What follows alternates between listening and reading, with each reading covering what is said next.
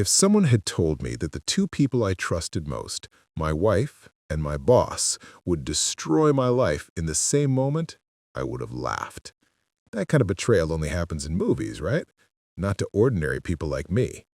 But betrayal has a way of finding those who least expect it. My name is Daniel Carter. I'm 35 years old, and until 6 months ago, I had what I thought was a perfect life. A stable job, a loving wife, and a sense of direction. My wife, Megan, was the kind of person who could light up a room, beautiful, confident, and sharp-tongued in a way that always made people listen. We'd been married for 7 years, and in those 7 years, I thought we were happy. At least, that's what I let myself believe. It all started one Friday morning at work. I was going through my usual emails when my boss, Richard Hale, called me into his office. "Dan," he said with that smooth, authoritative tone of his, "I need you to stay late tonight. We're finalizing the proposal for the new client. Can you handle that?" "Of course. I'll text Megan and let her know." He smiled, that half-smile he always wore when he was in control. Good man. I didn't think much of it at first. Richard was demanding, but fair. Or so I thought. He'd been my mentor for years, helping me rise from a junior analyst to project manager. I admired him, trusted him, looked up to him. That night, as I stayed late at the office, I texted Megan. "Hey, love, working late again. Don't wait up." No reply. When I got home, the house was dark. She was already asleep. I brushed it off. We'd both been busy lately. I had been swamped with work, and she'd just started volunteering for an art foundation downtown. The next morning, she was cheerful, almost overly so. She kissed me on the cheek, handed me coffee, and said, "Don't work too hard today, okay?" I smiled, trying not to. But deep down, something felt off. 2 weeks later, I noticed the first red flag. Richard mentioned something strange during a meeting. "Your wife's doing great work with that art project downtown," he said casually, flipping through some documents. I froze. "How do you know about that?" I asked. He smiled. "Oh, small world. I ran into her at the gallery last week. She's got great taste." I nodded, forcing a smile, but a quiet unease began to stir in my gut. My wife had never mentioned seeing him outside of work. That night, when I asked Megan how her week had been, she avoided eye contact. "Oh, same old routine. Meetings, deadlines, boring stuff." Something wasn't adding up. I didn't want to believe it. Not yet. But once you notice a crack, you start seeing more. She started dressing differently. New clothes, new perfume, late-night messages she'd hide behind a quick, "It's just Emily from the foundation."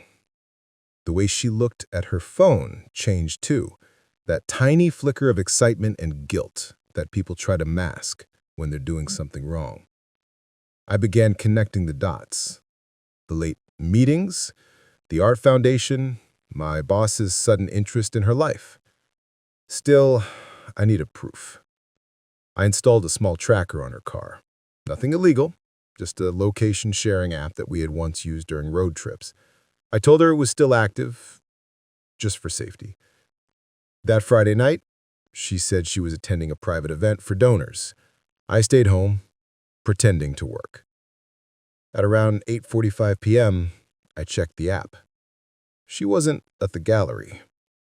She was at the Meridian Hotel, a high-end place near the river. My chest tightened. No, it couldn't be. I tried to convince myself there was an explanation. Maybe the event was being held there. Maybe she was meeting someone from the foundation.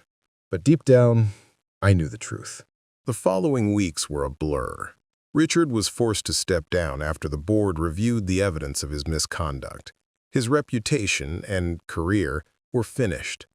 Megan moved out, trying to contact me through mutual friends, but I ignored every message. My lawyer handled everything. I focused on moving forward. But despite everything, there was one thing I couldn't shake: the strange calm that came with knowing I had taken back control. I didn't destroy them out of rage. I simply revealed the truth they tried to hide, and the truth did the rest. That was 3 months ago. Today, I wake up early, go for a run, and make my own breakfast in silence. The pain is still there, but it no longer controls me. It's a scar, not a wound. Sometimes I think about that night, the looks on their faces, the sound of the room going silent. And though I don't take joy in their downfall, I take peace in knowing I didn't let them win. Because in the end, betrayal doesn't define you. Your response to it does. 3 months after the night everything collapsed, silence had become my new companion. No arguments, no laughter, no constant buzz of Megan's phone lighting up beside the bed. Just quiet. It's strange how peace can feel so foreign when you've spent years living inside chaos disguised as comfort. The first few weeks were rough. I'd wake up expecting to hear her humming in the kitchen or see her coffee mug on the counter. But instead, there was nothing. Just the echo of everything I'd lost. Sometimes I'd sit in the living room staring at the empty spot on the couch where she used to curl up with her laptop. I hated that I missed her. Hated that even after what she'd done, my mind kept replaying the good moments. Our vacations, our inside jokes, the nights we'd stay up talking until sunrise. That's the worst part of betrayal. You don't just lose the person, you lose the version of yourself that believed in them. One morning, I was walking to my car when I saw a small envelope taped to my front door. My stomach tightened before I even opened it. Inside was a handwritten note. "Dan, I know you hate me. I deserve that. But please, can we talk? Just once? Megan." I didn't reply. I tore the note in half, dropped it in the trash, and drove off. But her words stayed with me all day. I tried to fill my time, the gym, work, even weekend trips alone. Eventually, I met someone at a local cafe, a woman named Claire. She was quiet, kind, and asked questions like she actually cared about the answers. We started talking every morning. She'd save me a seat near the window, and we'd chat over coffee before work. Nothing romantic at first, just human. It felt good to be seen without judgment, without history weighing me down. Meanwhile, the fallout at work had been brutal, not for me, but for Richard. After the scandal, the board forced him to resign. Word spread fast in the industry. The man who'd once been admired, feared, and envied was now whispered about in corridors. And Megan? She lost her position at the Art Foundation. Apparently, the donors didn't appreciate the conflict of interest. I didn't feel joy when I found out, just an odd sense of balance, like the universe had quietly settled its own score. Weeks passed. Then, one evening, I got a call from an unknown number. I almost didn't answer, but curiosity won. "Dan? It's me. Megan." Her voice was soft, hesitant. I didn't say anything. "I know I have no right to ask for your time, but I just need to see you once. Please, 5 minutes." I sighed, pinching the bridge of my nose. "Why?" "Because I can't live like this, with how things ended. I just need you to hear me out." Against my better judgment, I agreed. I drove there. My hands were shaking the entire time. I parked across the street, heart pounding, every second dragging into an eternity. At 9:30 p.m., I saw her. She came out of the hotel lobby, laughing, and beside her, walking close, almost protectively, was Richard, my boss. He touched her back lightly, guiding her toward a car. She didn't pull away. She smiled. I couldn't breathe. The air felt thick, unreal. The world around me blurred as I sat in my car staring through the windshield at the scene that shattered my life. I didn't confront them, not then. I needed to know how deep it went. Over the next week, I became someone I barely recognized. Calm on the outside, broken on the inside. I started recording everything. Messages, GPS logs, hotel receipts that I later found hidden in her purse. And the more I dug, the uglier it got. They'd been seeing each other for months. It started as professional collaboration, then turned into private dinners, and then intimacy. She'd betrayed me. He'd betrayed me. And the irony? I'd spent years helping Richard build his business, sacrificing weekends, ignoring family time, putting the company first. And this was my reward. I didn't sleep for 3 days. I replayed every moment in my head, the smiles, the lies, the little excuses that suddenly made sense. Then, one morning, I made a decision. If they wanted to play with my life, I'd make sure their game destroyed them both. But I wouldn't yell. I wouldn't fight. I'd do what I do best. Think strategically. I gathered every piece of evidence, screenshots of texts, emails between them on her personal account, time-stamped hotel visits from security logs I managed to obtain through contacts. Then I started planning the perfect moment to strike. It came sooner than I expected. Richard had arranged a company dinner to celebrate a new client deal. He insisted I bring Megan. "You two make such a great couple," he said with that smug, confident smile. Little did he know, I planned to end both their charades in one night.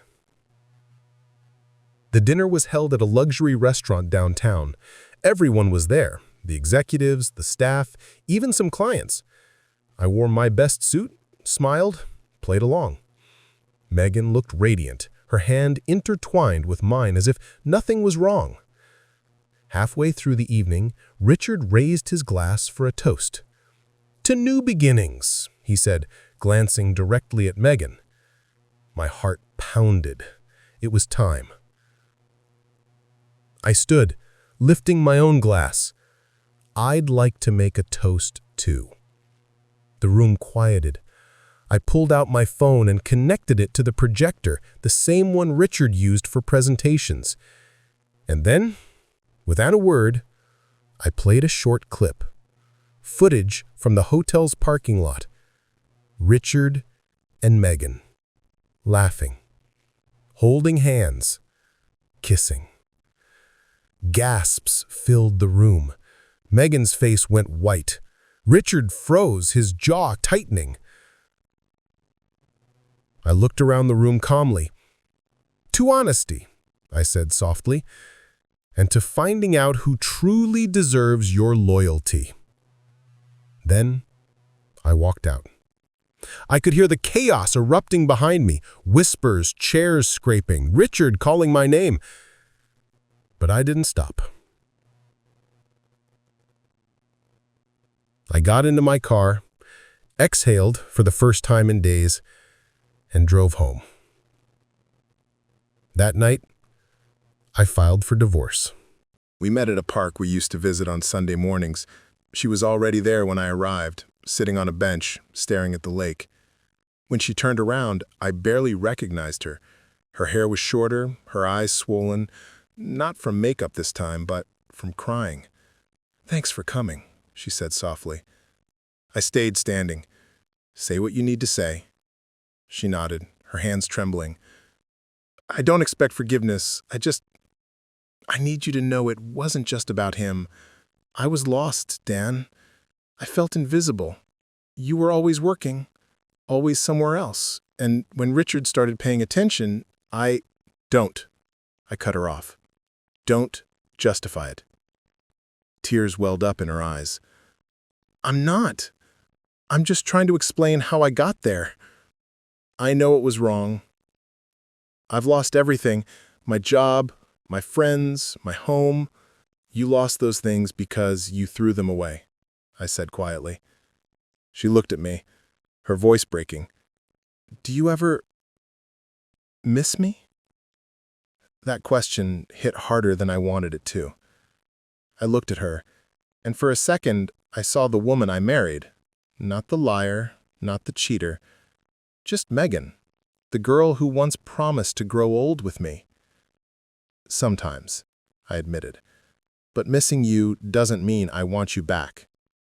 Her lips trembled. She nodded, wiping her tears. "I understand. I hope someday you'll remember me as more than my worst mistake." She stood up and walked away. I didn't stop her, and that was the last time we spoke. Over the next few months, my life began to rebuild itself, slowly, quietly. Claire and I grew closer. She was patient, never pushing, never comparing herself to my past. She'd been through her own heartbreak, so she understood the silence, the hesitation, the scars. With her, everything felt easy, real. She didn't need grand gestures or constant reassurance. She just wanted honesty. And after everything I'd been through, that was the only thing I could offer without hesitation. One afternoon, while organizing old boxes, I found our wedding album. For a long time, I just stared at it.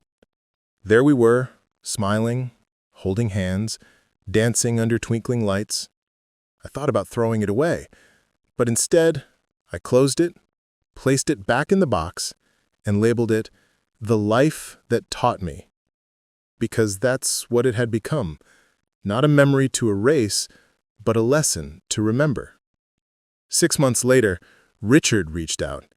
He'd somehow gotten my number from an old colleague. The message was short. "I want to apologize, man. You didn't deserve what happened. I lost everything. I hope you find peace." I stared at the text for a long time. Then I deleted it without replying. Peace doesn't come from hearing sorry. It comes from knowing you've moved past needing it. By the end of that year, I had accepted a promotion at a new firm. Fresh start, new people, no ghosts from the past. On my last night before moving cities, I visited the park one more time.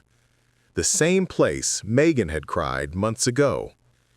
The air was cool, the lake calm. For the first time in what felt like forever, I didn't feel anger. I didn't feel sadness. Just gratitude for surviving what once seemed impossible. I realized something that night. Sometimes the greatest revenge isn't revenge at all. It's healing so fully that the person who broke you no longer has any power over you. A year later, I married Claire. It wasn't a grand wedding, just close friends, family, and a simple ceremony by the sea. When she walked down the aisle, barefoot and smiling, I knew this was what love was supposed to feel like. Not perfect, not dramatic, just honest. 3 months after the wedding, I got an email. The sender's name made my stomach drop. Megan. "Hi, Dan. I heard you got married. I wanted to say congratulations. I'm happy for you. Truly. I'm rebuilding too. I just wanted to thank you for the closure you gave me that day at the park. It forced me to face myself. I hope life treats you kindly. M." I smiled faintly. For the first time, her name didn't hurt to see. I replied, "Thank you. I wish you peace too." And that was it. The end of a story that once consumed my life.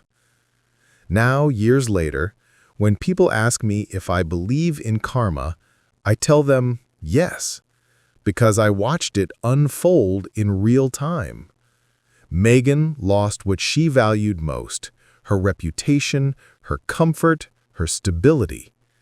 Richard lost his empire. And I gained something better than revenge. I found freedom. Sometimes, when I walk through the city with Claire, I pass by couples, laughing, holding hands, sharing small moments, and I don't feel bitterness anymore. I just feel grateful that I learned, even through pain, how to value the right kind of love. Because betrayal isn't the end of your story. It's just the chapter that forces you to write a better one.